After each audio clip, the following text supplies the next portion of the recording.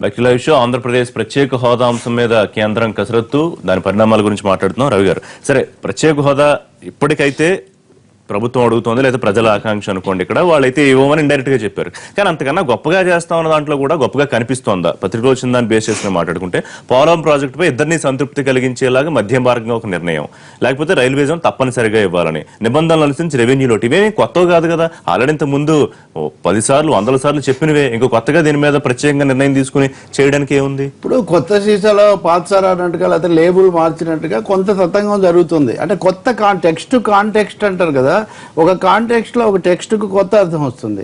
ఉదాహరణకు కేవీపీ గారు ఇచ్చిన వాయిదా తీర్మానం, వైఎస్ఆర్ పార్టీ ఆందోళన చేయటం, తర్వాత తెలుగుదేశం కూడా చేయటం, సరే కమ్యూనిస్టులు అంతమంది నుంచి నిరాహార దీక్షలు చేస్తూనే ఉన్నారు. ఇవన్నీ అయిన తర్వాత పవన్ కళ్యాణ్ కూడా రంగప్రవేశం చేశారు. ఇప్పుడు పవన్ కళ్యాణ్ వీళ్ళే ప్రయోగించారని ఒక పెద్ద ప్రచారం. ఇది మళ్ళీ అంటే ఆయన ఆందోళన వల్ల వచ్చే ప్రతికూలత ఏదైనా ఉంటే దాన్ని కాస్త తగ్గించడం కోసం ఈయన వాళ్ళ పనిముట్టు అనే ఒక ప్రచారం. అప్పుడే స్పందించడం ద్వారా నిజమేనేమో ఆ ప్రచారాలు. ఉదాహరణకు ఆయన నన్ను బీజేపీ పిలిచింది, నేను వెళ్ళలేదని చెప్పారు కదా. కాదు, ఇప్పటికి కూడా ఆయన వాళ్ళ తరఫున వ్యవహరిస్తున్నారేమో, అందుకని ఆయన రాగానే ఇచ్చి సంతృప్తి పరిచారని. అంటే రకరకాల గందరగోళపు సంకేతాలు పంపించే ఒక ప్రయత్నం ఇక్కడ జరుగుతుంది. సారాంశంలో పెద్ద తేడా ఏం లేదు. రామకోటయ్య గారు చెప్పింది మీరు చూసినా గానీ హోదాకు మించింది. అంటే మనకు తెలుగులో చాలా ప్రసిద్ధమైన సామెత, ఉట్టికెక్కలేనమ్మా ఏదో స్వర్గానికి ఎక్కిందని. ఇవ్వాల్సింది ఇవ్వడానికి ఇంత సమయం పడితే ఈ సగం కాలంలో అంతకంటే ఎక్కువ ఇవ్వడం అనేది అది భౌతికంగా సాధ్యమయ్యే విషయం కాదు. ఈ ప్యాకేజ్ అంటే ఏమేం కలుపుతారు అంటే మనం పుట్టినప్పటి నుంచి తాగిచ్చిన పాల దగ్గర నుంచి అన్ని లెక్కేస్తే కనుక అది చాలా పెద్ద జాబితా అయ్యే అవకాశం ఒకటి ఉంది. ప్యాకేజీ అంటున్నారు కదా, ప్యాకేజీ మీరు ఇచ్చే ప్రత్యామ్నాయ ప్యాకేజీ కాదు. విభజన బిల్లులోనే ఒక పెద్ద ప్యాకేజీ ఉంది, స్పష్టమైన ప్యాకేజీ ఉంది. దానికే ఇంతవరకు న్యాయం జరగలేదు. అందువల్ల ఇప్పుడు తెలుగుదేశం ప్రభుత్వం కూడా ఇక్కడ కొంచెం గందరగోళపరుస్తుంది. ఏమంటే ప్రత్యేక హోదాకు ప్రత్యామ్నాయంగా ప్యాకేజీ అని. అంటే అందులో ఉన్న ప్యాకేజీ సంపూర్తిగా ఇవ్వాలి, అదనంగా మీరు ఇచ్చేదేదో ఇవ్వాలి. అన్నింటినీ కలగాపులగం చేసేసి ఏదో ఎక్సర్సైజ్ కసరత్తు చేస్తున్నాము, దీని నుంచి వచ్చేస్తుంది అన్నట్టుగా చెప్తున్నారు. చూడండి, హోదా రాదు, ప్యాకేజీకి సంబంధించి విపరీతమైనది జరగబోవడం లేదు. ఇప్పుడు ఈ మధ్యలో నాకు తెలుస్తున్న సమాచారం ప్రకారం పోలవరం మీద మటుకు నిర్దిష్టంగా కొన్ని వేల కోట్లు కేటాయించడం లాంటిది ఏదో జరుగుతుంది. సైమల్టేనియస్ గా గ్రీన్ ట్రిబ్యునల్ దగ్గర దానికి ఆటంకాలు రావడం లాంటి ఒకటి కూడా జరుగుతుంది. మళ్ళీ దాని అనుమతులు దీనికి సంబంధించి కూడా. అందువల్ల ఇది ఒక సంక్లిష్టమైన అంటే కాంప్లికేటెడ్ అఫైర్ గా ఉండబోతుంది తప్ప ఇదేదో సాఫీగా మీకేదో అమృత మథనం జరిగినట్టుగా వస్తుందంటే అలా జరుగుతుందని అనుకోవట్లేదు. దాన్ని కప్పిపుచ్చే ఒక కథనాలు, కవరేజ్ ఆపరేషన్లు మటుకు తీవ్రంగా జరుగుతుంది. రామబాబు గారు, 2 అంశాలు. ప్యాకేజీ అనుకుంటే గనక సరే, ఇప్పుడు బీహార్కో లేకపోతే మరొక రాష్ట్రానికో ఇచ్చినట్టు ఇంత మంచిగా ఇంత ఇస్తున్నాం అని చెప్పడం ఒక అంశం అయితే, ప్రత్యేక హోదాతో మించి అంటే ప్రత్యేక హోదాతో సపోజ్ సే ఒక 50,000 కోట్లు ప్రయోజనం అనుకుందాం కాసేపు, దానికి మించి అంటే ఒక 70,000 కోట్లు కాశ్మీర్ కు బీహార్ కూడా నిర్దిష్టంగా ప్రకటన అంతే. ఒకవేళ అనుకుంటే గనక అంటే రెండింటినీ కలిపేసి రవి గారు అన్నట్టు ఏదో మభ్యపెట్టే ప్రయత్నం జరుగుతుందా, లేకపోతే నిజంగా బేల్ చేద్దాం? ఋషి గారు, ఇక్కడ గమనించాల్సింది ఏంటంటే ఈ ప్రత్యేక హోదా అనేది ఒక అంతులేని కథలాగా నడుస్తూ ఉన్నది. సుమారుగా 2.5 సంవత్సరాల నుంచి ప్రత్యేక హోదా గురించి నడుస్తూ ఉన్నది. చంద్రబాబు నాయుడు గారేమో నేను రాజీ పడని పోరాటం చేస్తున్నాను అంటున్నారు. వాస్తవం కాదు.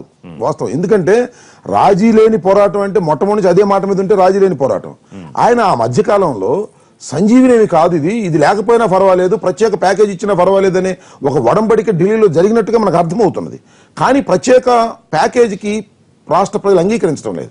ప్రత్యేక హోదాకు తుల్యమైనది అసలు ఏది లేదు సార్, ఇదంతా బూటకం. ప్రత్యేక హోదాకు తుల్యమైనది ఏది లేదు, దానికన్నా మెరుగైనది ఇస్తాము. ఇప్పుడు మనం ఫర్ ఎగ్జాంపుల్ ఒక షాప్కి వెళ్ళి ప్రశ్నలు అడిగితే దానికన్నా బ్రహ్మాండమైన మెనువులు ఉన్నాయనేటువంటి మాట మాట్లాడతారు. అది సరైనటువంటి విధానం కాదు. మీరు ఎన్నికలకు ముందు ఏది ఇద్దామని ప్రామిస్ చేశారు అది ఇవ్వకోకుండా ప్రత్యేక హోదా కన్నా మించింది ఇస్తాము, దానికన్నా ఎక్కువ లాభాలు వస్తాయి అని చెప్పవలసిన అవసరం లేదు. ప్రత్యేక హోదా కన్నా మించిందే ఇవ్వలేదు, ప్రత్యేక హోదాని ఇవ్వండి. మీరు ఒక పాయింట్ ఇక్కడ సాంకేతికంగా వాళ్ళు అనుకుంటున్నది ఏమైతే అనుకుంటున్నారని పత్రికలు రాశాయో, ఇప్పుడు రాష్ట్రం ఏదైనా అభివృద్ధి అంటే 2, ఒకటి కేంద్రం నుంచి వచ్చే గ్రాంట్, అది 90%, మరొకటి విదేశీ ఆర్థిక సాయం ముఖ్యం కాబట్టి అది కూడా కేంద్రమే భరించేలాగా 90% నిర్ణయం తీసుకుంటే సరిపోతుంది కేంద్రం ఆలోచన. నా ఆర్గ్యుమెంట్ ఏంటంటే ప్రజల తరపున, ప్రధాన ప్రతిపక్షం తరపున మీరు ఒక హామీ ఇచ్చారు, ఆ హామీని నెరవేర్చుకోవాల్సినటువంటి బాధ్యత మీకున్నది. హామీ ఇచ్చినప్పుడు కూడా మీరు అన్ని వైపులా ఆలోచించుకునే హామీ ఇచ్చి ఉంటారనేది అది అనుకోవాల్సినటువంటి అవసరం ఉంది. మన వెంకయ్య నాయుడు గారు ఇచ్చినటువంటి హామీ ఇట్ ఇస్ ప్రెజ్యూమ్. కేవలం రాజకీయ ప్రయోజనాలే కాకుండా రాజకీయ ప్రజా ప్రయోజనాల ప్రయోజనాలు కోసం కూడా ఇచ్చామని చెప్తే చెప్పండి. మేము పొరపాటు అయిపోయింది, మేము ఆ రోజున ఓట్ల కోసం మేము ఇచ్చాము, కానీ పరిస్థితులు ఆలోచించుకోకుండా ఇచ్చాము, ప్రధానమంత్రి గారు అంగీకరించడం లేదు, మమ్మల్ని క్షమించమని అడగండి. అది ఒక పద్ధతి. మీరు ఇస్తామని చెప్పారు అంటే సానుకూలమైన పరిస్థితులన్నీ ఉన్నాయి, చట్టబద్ధమైన పరిస్థితులన్నీ ఉన్నాయని ప్రెజ్యూమ్ చేసుకోవాల్సినటువంటి బాధ్యత ప్రజల మీద ఉంటుంది. ఇచ్చినటువంటి హామీని నెరవేర్చడానికి మేము దీనికన్నా మంచిది ఇస్తాము, దీనికన్నా ఎత్తుదిస్తాము, దీనికన్నా లావుదిస్తాము, ఇవి మభ్యపెట్టేటటువంటి కార్యక్రమాలు. ప్రత్యేక హోదా తప్ప ఏది ఇచ్చినా ఈ రాష్ట్రంలో ఈ రాష్ట్ర ప్రభుత్వాన్ని, కేంద్ర ప్రభుత్వాన్ని ప్రజలు నిలదీస్తారు. దానికి మూల్యం చెల్లించేంత వరకు కూడా ప్రజాస్వామ్యంలో నిలబెడతారు. దాన్ని మీరు ఎదుర్కొంటారా, ప్రత్యేక హోదా ఇస్తారో తెలుసు. ప్రధాన ప్రతిపక్షం వైసీపీ కూడా వదిలిపెట్టదు. ఒకవేళ ప్రత్యేక హోదా కాదు, ఎంత ప్యాకేజ్ అన్నా కూడా ప్రత్యేక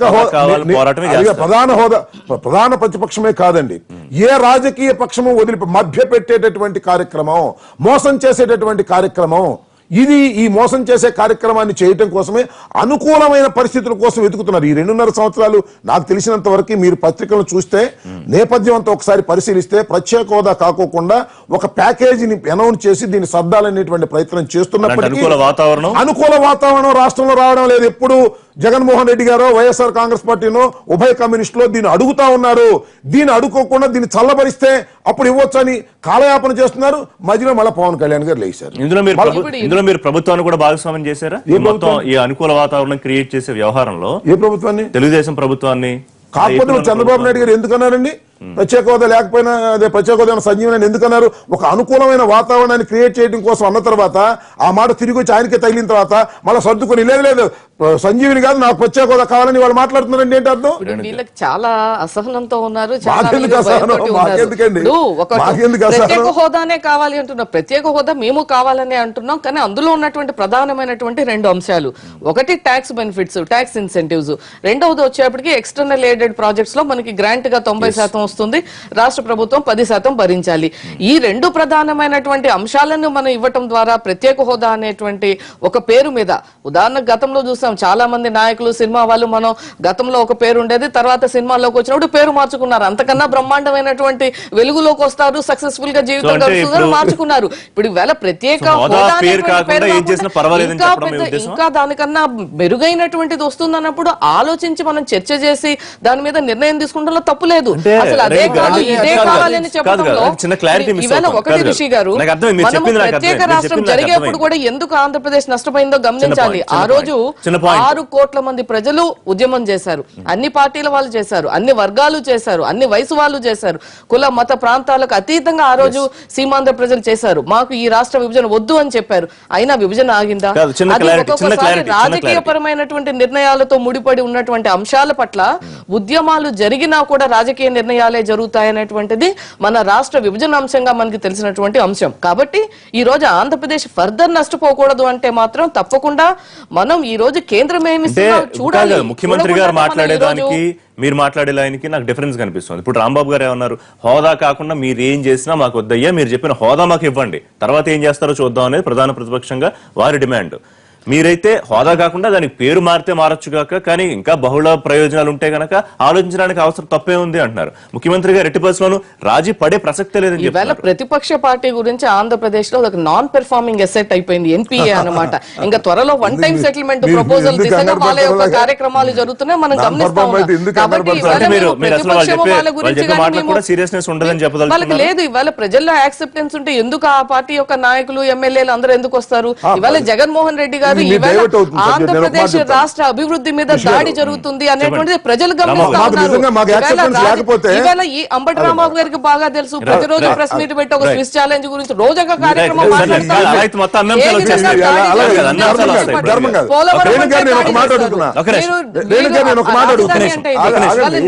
రాజకీయంగా చిత్తశుద్ధి ఉంటే ఇవాళ జగన్మోహన్ రెడ్డి గారు ఏం చేస్తున్నారండి? ప్రతిరోజు ఉన్నవి లేనిది ప్రజలని తప్పు. ఒక్క నిమిషం ఋషి గారు,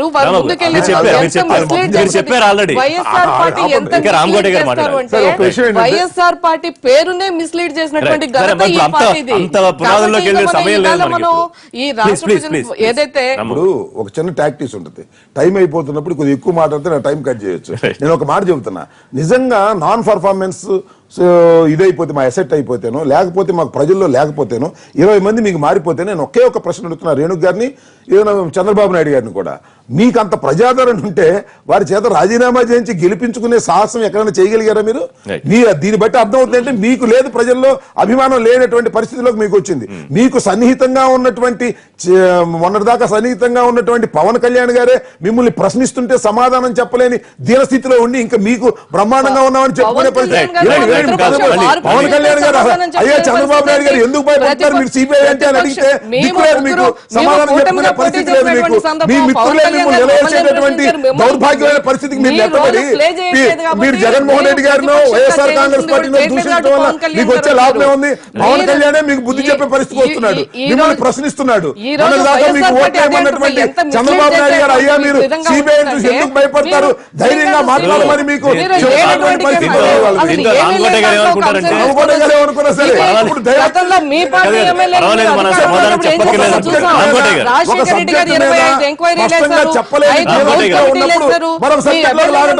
జరుగుతున్న సత్యం ఇది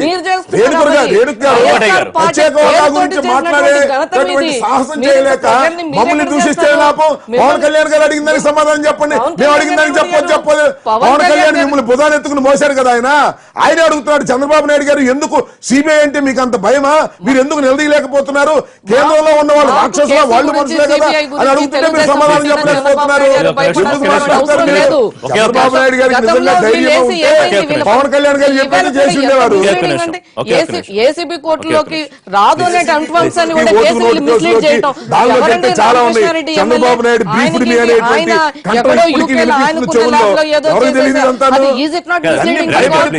కేంద్ర రాష్ట్ర ప్రభుత్వాలు కేంద్ర ప్రభుత్వానికి పక్కన తెలంగాణ ప్రభుత్వానికి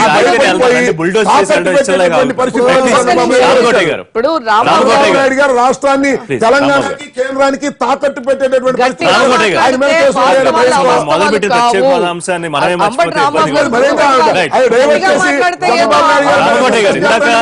స్పష్టంగా రాంబాబు గారు ఒక మాట అన్నారు ప్రజలకు మీరు ఇచ్చిన మాట మేము చేయలేకపోతున్నాం కాబట్టి మమ్మల్ని క్షమించండి అని మీరు ప్రజాక్షేత్రంలోకి వచ్చి చెప్పదలుచుకుంటే ప్రజలకి వాళ్ళు నమ్మే పరిస్థితి ఉంటుందేమో రామకోట గారు ఆ దిశగా ఉన్న ఆలోచన చేస్తున్నారా అంటే ప్రత్యేక హోదా ప్రామిస్ చేసాం అప్పట్లో పెద్ద కొంత అవగాహన లేకపోతే పరిస్థితులు ఈ రకంగా టర్న్ అవుతాయని చాలా సదుపాయం ఉంది ఏంటంటే ఇంతకాలం ఆయన మామూలుగా ఒక దీంట్లో మాట్లాడేటప్పుడు ఇంత అసహనంగా మాట్లాడటం బాధాకరంగా ఉంది. కారణం ఏంటంటే ఏం తప్పు చేశామని ప్రజల దగ్గరకు క్షమించమని అడగాలండి.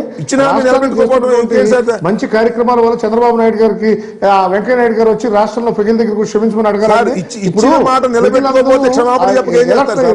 ప్రత్యేక హోదాకి సమానమైనటువంటిది ఏదైనా ప్యాకేజ్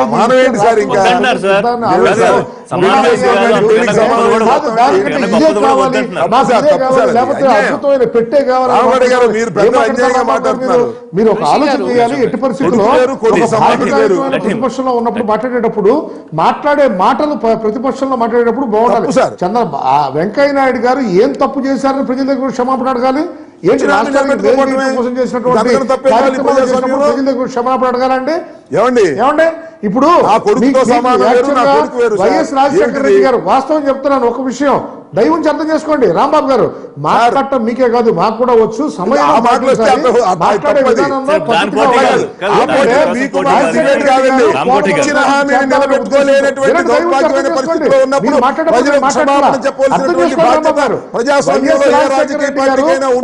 ప్రాజెక్టు చేద్దామనే ఉద్దేశంతో ముందుకు వచ్చారు. కొన్ని వేల కోట్ల రూపాయలు దుర్వినియోగం జరిగినాయని చెప్పారు. కానీ ఏంటంటున్నామంటే ఇవాళ ఆయన తవ్విన కాలంలో ఇవాళ నీళ్లు రావడం వల్ల ఆంధ్రప్రదేశ్ కు న్యాయం జరిగింది, మంచి జరిగిందనే విధానాన్ని ప్రతి ఒక్కరు గమనించారనే విషయాన్ని చాలా పత్రికల్లో మనం చెప్పడం జరిగింది. ఈ విషయాన్ని అర్థం చేసుకోకుండా ఎంతసేపటికి రాష్ట్రంలో ఆయన అప్పుడప్పుడు అవినీతి జరిగాడు కాబట్టి ఇవాళ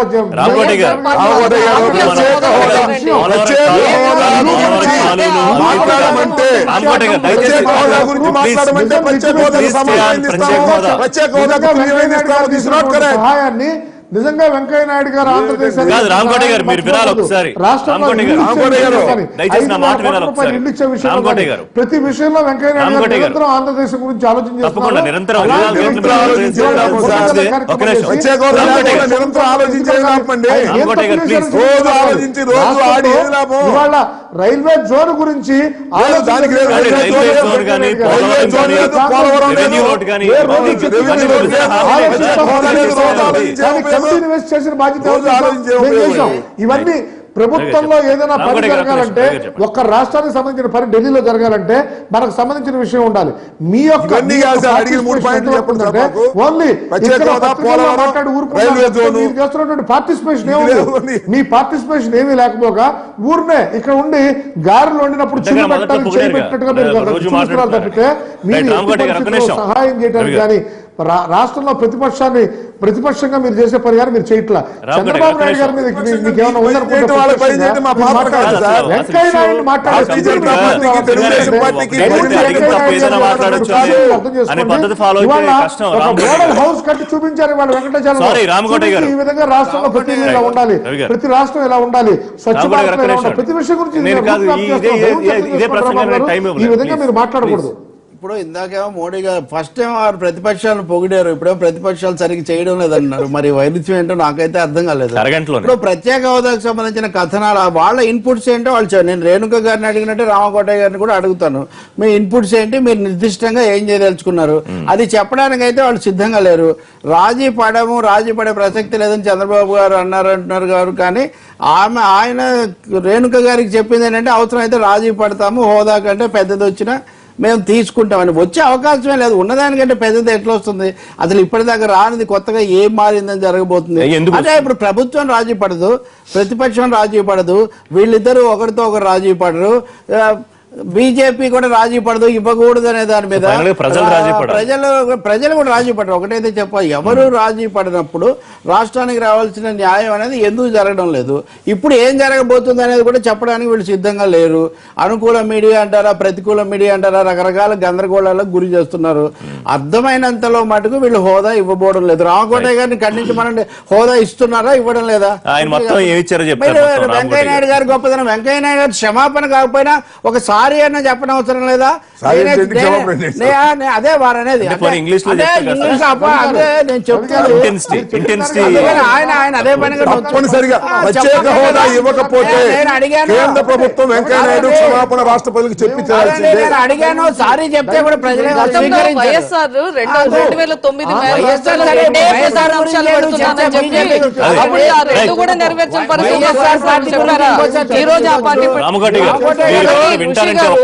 రామకోటయ్య గారు, you don't oh A sorry to AP people. మీరు ఎన్నికల ప్రచారంలో చెప్పింది చేయలేకపోయినందుకు ఏం లేదు. ఇప్పుడు ఏం చేస్తారో కూడా ఇప్పటి వరకు కూడా చెప్పినందుకు కూడా మీరేం ప్రజలకు జవాబు, ఇంకా అకౌంటబిలిటీ ఏముందండి? ప్రజలకు జవాబుదారీతనం ఉంది. ఏ వెంకయ్య నాయుడు గారు తెచ్చానన్నారో ఆయన విజయవాడలో దానికి ఏది బెలూన్ కు సూది కూర్చున్నట్టుగా ఇది వచ్చేది కాదు. ఆయన చివరిగా చేపని చంపాలంటే తెలుగుదేశం పార్టీ, బీజేపీ కలిసి రంగం సిద్ధం చేశాయి. ఈ రాష్ట్రానికి ప్రత్యేక హోదా వచ్చే అవకాశం లేదు. ఏదో ఒక ప్యాకేజ్ కుడియడం అయితే పొరపాటు లేదో, ఓడిపోలేదో అన్నట్టుగా ఇది మేము సాధించాము అని చెప్తే మనం నమ్మే. చెరువులో చేపని చంపాలంటే నీళ్ళలో దిగి పొడవక్కర్లేదు, తీసి ఒడ్డు నేస్తే చాలా అన్నట్టు. ఈవేళ ప్రతిపక్షాలు ఇక్కడ చేస్తున్నటువంటి హడావిడి ఇదంతా ఎలా ఉందంటే ఏదో ఒక రకంగా ఈ రాష్ట్రానికి జరిగే మేలుని దాన్ని ఏదో ఒక మూడు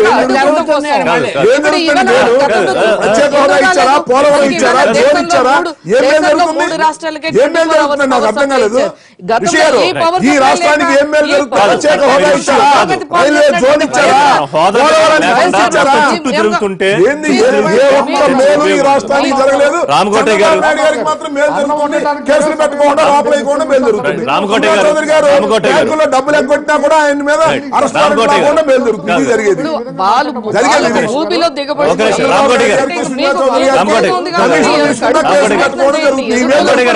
రాష్ట్రానికి ఏమీ మేలు జరగడం లేదు. రామకోటయ్య గారు కంక్లూడ్ చేయండి.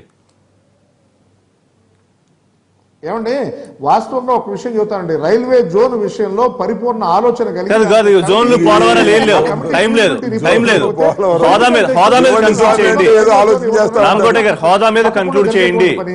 ఆలస్యం జరిగినంత మాత్రాన జస్టిస్ రామకోట గారు దయచేసి హోదా మీద కన్క్లూడ్ చేస్తే మీరు అవకాశం తీసుకోండి మాట్లాడడానికి. రామకోట గారు హోదా మీద కన్క్లూడ్ చేస్తారా? హోదానే కంక్లూడ్ చేస్తున్నారు ఆయన. ఇంకా హోదా మీద thank you very much Ramakota గారు, మీ ఉద్దేశం చెప్పకనే మాకు అర్థమైంది. థ్యాంక్ యూ వెరీ మచ్ మీరు లైవ్ లో అందుబాటులోకి వచ్చినందుకు. థ్యాంక్ యూ రాంబాబు గారు, థ్యాంక్ యూ రేణు గారు, థ్యాంక్ యూ రవి గారు. ఇది వాటి లైవ్ షో. రేపు లైవ్ షోలో మళ్ళీ కలుద్దాం. Keep watching NTV.